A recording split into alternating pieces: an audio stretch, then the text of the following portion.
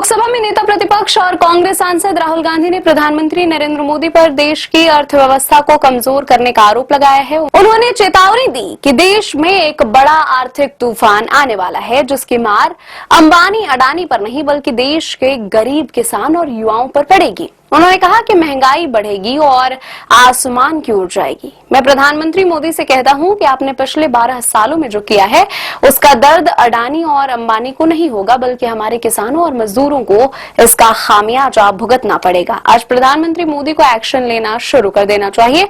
राहुल गांधी ने कहा कि नरेंद्र मोदी ने जिस तरह से देश की इकोनॉमी का ढांचा बदला है वह आने वाले आर्थिक तूफान में टिक नहीं पाएगा।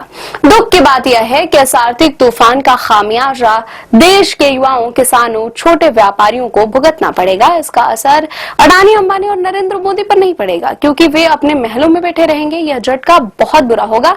आने वाला समय बहुत कठिन होगा। उन्होंने कहा कि प्रधानमंत्री मोदी को यह समझना चाहिए कि असली समस्या बेरोजगारी और महंगाई है। आने वाले समय में खाद की समस्या होने वाली है, लेकिन पता नहीं नरेंद्र मोदी किस दुनिया में जी रहे हैं। मजाक बना रखा है। देश के मजदूरों, किसानों, युवाओं, गरीबों और छोटे कारोबारियों की रक्षा करने की जिम्मेदारी नरेंद्र मोदी की है।